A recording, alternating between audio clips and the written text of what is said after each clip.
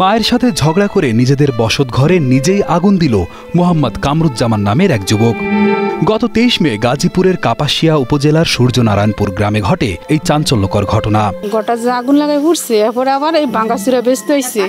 কত বড় সাহস তার! খুব জঘন্য একটা কাজ করছে সে। তার ভিতরে কোনো মনুষ্যত্ব নাই, কারণ যদি ওর ভিতরে মনুষ্যত্ব থাকতো তাহলে এই কাজটা কখনো করতো না। 25 বছর বয়সী মোহাম্মদ কামরুজ্জামান স্থানীয় বীর মুক্তিযোদ্ধা মোহাম্মদ নাজিম উদ্দিনের ছেলে।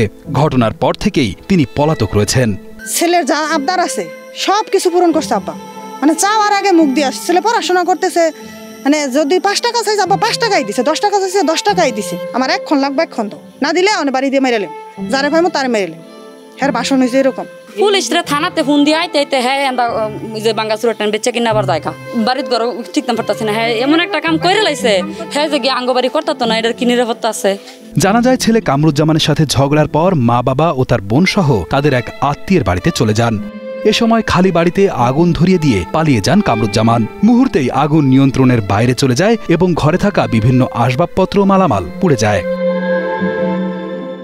কাপাসিয়া থানার এসআই মোহাম্মদ উজ্জ্বল হোসেন মল্লিক জানান, অগ্নিকাণ্ডের খবর পেয়ে কাপাসিয়া থানা পুলিশ ও ফায়ার সার্ভিসের কর্মীরা ঘটনাস্থলে পৌঁছে আগুন নেভান। পুলিশের এই কর্মকর্তা আরও জানান, কামরুজ্জামান বখাটে এবং নেশাগ্রস্ত, এজন্য তাকে একাধিকবার রিহ্যাব সেন্টারেও পাঠানো হয়েছিল। সম্প্রতি কামরুজ্জামান তার বাবা মায়ের কাছে নেশার জন্য টাকা দাবি করতেন, কিন্তু নেশাগ্রস্ত কামরুজ্জামানকে ওই টাকা না দেওয়ায় তাদের মধ্যে কলহ হতো। আম্মারে বলছে যে 70 লক্ষ টাকা নিয়ে যদি না আসে তাহলে আব্বার আম্মারে দুজন দেশে মারিয়ে ফেলতো। আব্বার এই যে ফান্ডের টাকা নিজে জীবনে কিছু করে নাই, ছেলের জন্য ওই টাকাটা আব্বা জমা দিছে, এমনকি লোন নিয়ে পর্যন্ত এখানে দিছে আব্বা। উনি একজন মুক্তিযোদ্ধা, ওনার সম্মানটা আমাদের মাথার উপরে রাখা উচিত ছিল।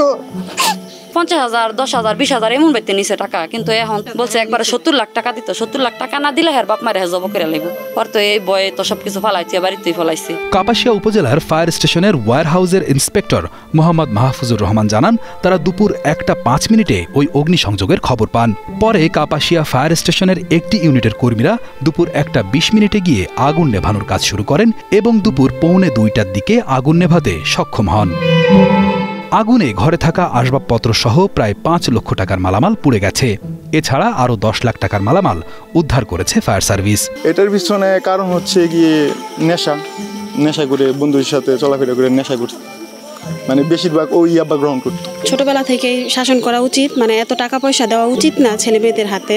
সে 10 মিনিট পর পর বাড়ি আসতেছে, 10 মিনিট পর পর চলে যাচ্ছে।